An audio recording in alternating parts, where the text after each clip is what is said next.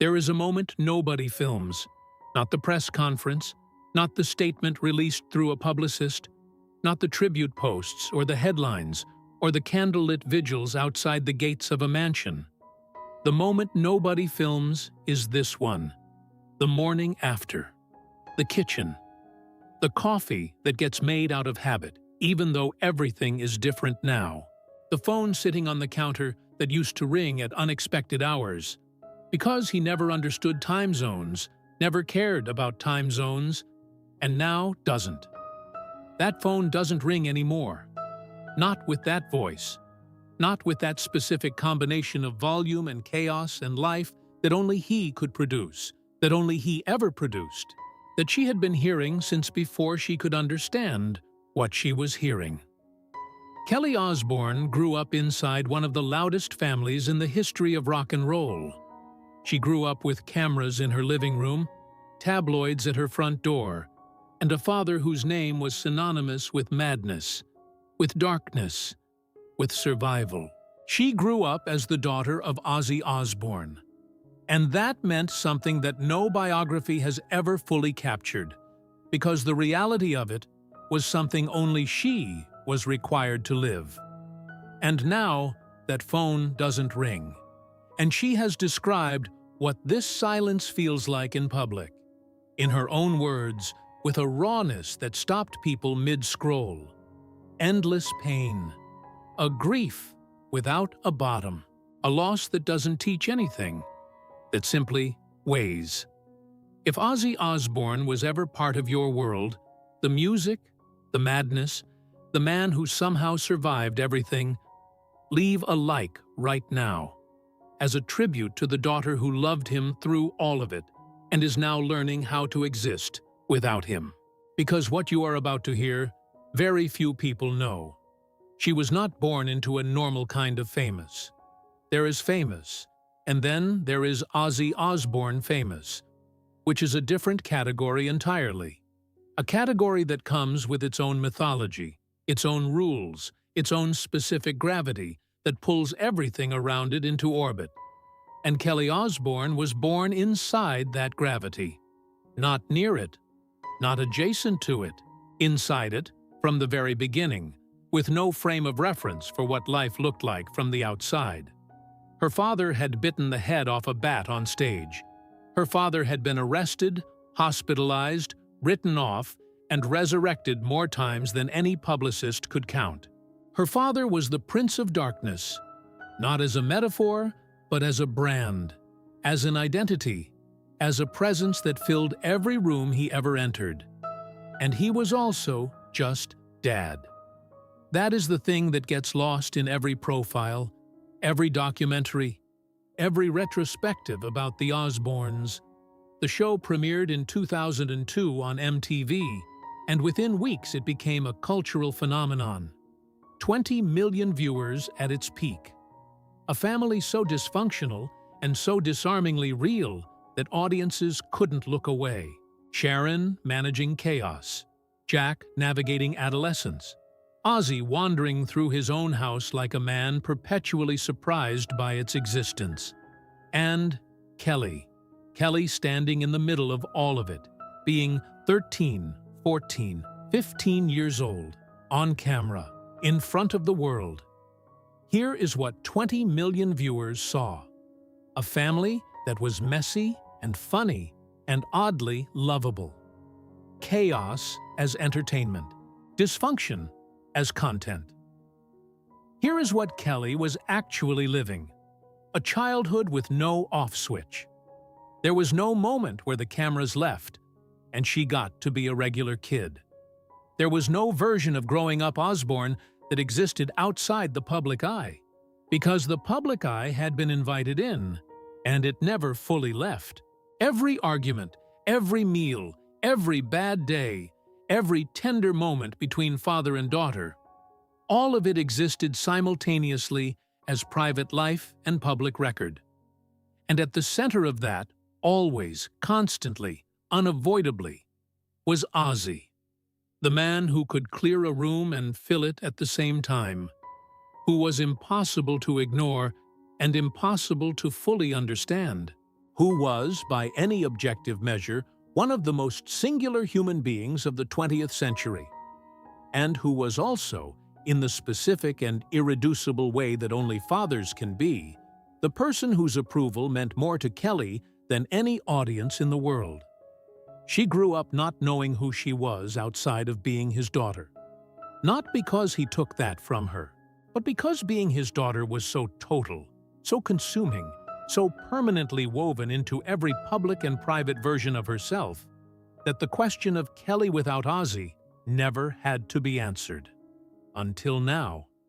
That wound, growing up without a self that existed outside of him, is the thing that makes what comes next not just grief, but something closer to an identity reckoning. Because losing a father is one kind of loss. Losing the only context in which you have ever understood yourself is something else entirely. The price of being born into the legend. There is a cost to growing up as the daughter of a myth. Not the myth of Ozzy Osbourne the performer, the bat, the stage, the pyrotechnics, the record sales. That myth is documented, cataloged, celebrated across 50 years of rock history. That myth has a Wikipedia page and a Hollywood star and a net worth that financial publications estimate at $220 million. The cost Kelly paid was different, quieter, and far more personal. What the cameras couldn't capture. The Osbournes ran for 4 seasons. It won a Grammy. It spawned imitators, launched a genre, and turned a heavy metal legend into a household name for people who had never heard a single Black Sabbath record. By any industry measure, it was a triumph. But television cameras capture behavior. They do not capture identity formation. What the cameras showed was Ozzy confused by the remote control, Ozzy forgetting where he put things, Ozzy stumbling through domestic life with an endearing haplessness that the world found hilarious.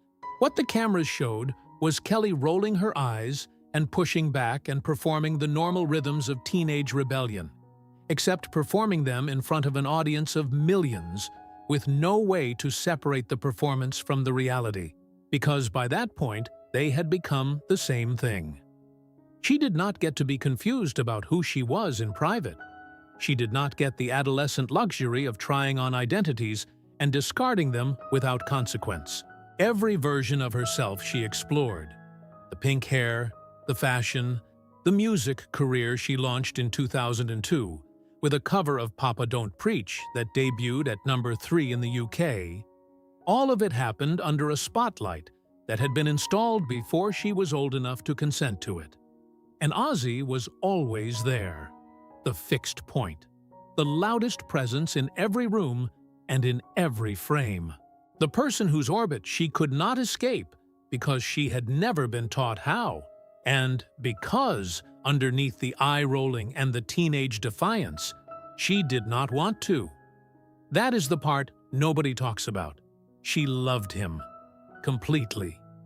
Chaotically. In the specific way that children love difficult parents, not despite the difficulty, but woven through it, inseparable from it. 2 people falling at the same time. The years that followed. The Osbournes were not kind to Kelly in the ways that matter most. By her mid-20s, she was fighting a battle that she would later speak about with remarkable honesty. Addiction, prescription pills, alcohol. The particular trap that catches people who grew up inside too much noise and learned to reach for something that could turn the volume down. She went to treatment. She relapsed. She went back. She spoke about it publicly, naming it clearly, refusing the shame that the tabloids tried to attach to it. And while Kelly was fighting that battle, Ozzy was fighting his own. This is the detail that reframes everything about their relationship in those years. They were mirrors. A father and daughter, both navigating the wreckage of excess, both trying to find solid ground, both doing it in public with the world offering opinions nobody asked for. Ozzy had spent decades at war with his own demons. The alcohol, the drugs, the blackouts so complete he once described years of his life as simply missing. And now his daughter was living a version of the same war. What that created between them was something that went beyond the typical parent-child bond. She has described him as the one person who truly understood.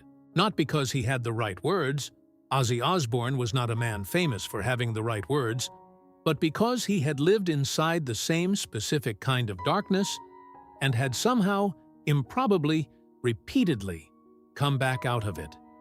He was proof that survival was possible. Not as an abstraction, as a fact. As a person who showed up at the dinner table and answered the phone at inconvenient hours and was, against all reasonable expectation, still there. He was her evidence that people like them could make it. That matters now in a way it didn't before. The endless pain. Ozzy Osbourne died in July 2025. He was 76 years old. He had survived things that should have killed him decades earlier. The addictions, the car crash in 2003 that left him in a coma, the Parkinson's diagnosis he disclosed in 2020, the spinal surgery, the falls, the hospitalizations that became so frequent they started to feel like a grim calendar. He survived all of it. And then he didn't. Kelly has spoken publicly about what this grief feels like. She did not use careful, PR-approved language. She used the words of someone in the middle of something they cannot yet see the edges of. She called it endless pain. Not the pain of loss in the generic sense. The pain of this specific loss. The loss of this specific man, who was not just her father, but the entire frame around which her understanding of herself had been constructed since birth. He was the noise. She had grown up measuring everything — silence, calm, peace, safety — in relation to him. He was the reference point. He was the fixed star. And now the star is gone. And what Kelly Osbourne is left with is not just grief in the ordinary sense. It is the disorientation of someone who has lost not just a person, but an entire coordinate system. The chaos that was always home. The loudness that always meant he was still there. The phone that used to ring at all the wrong hours and doesn't anymore. There is a question that Kelly Osbourne's grief keeps asking, not the question of how to survive loss.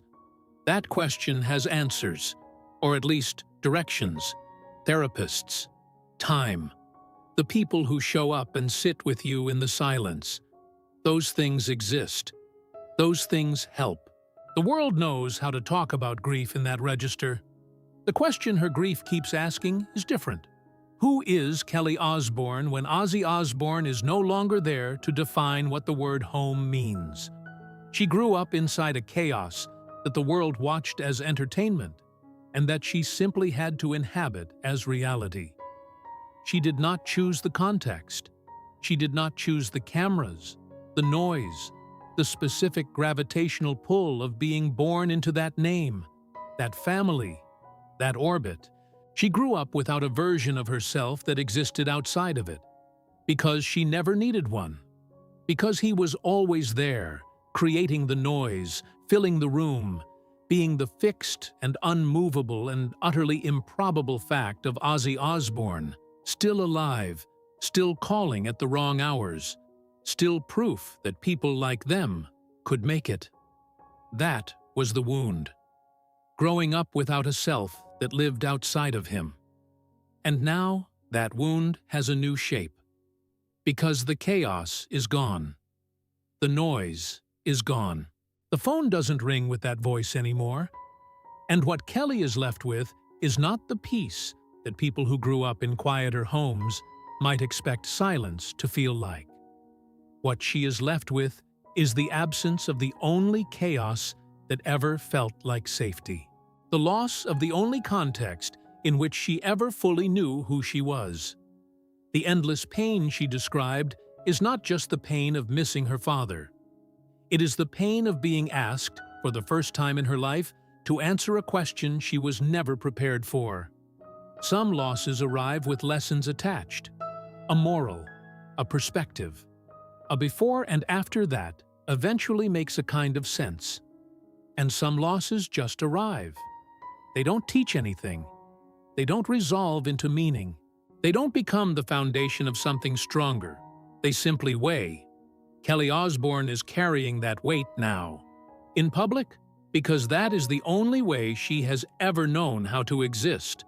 With honesty, because that is what she inherited from a father who was too chaotic to be anything but real. And the question her grief keeps asking, who are you when the noise you were born into finally goes quiet, doesn't have an answer yet.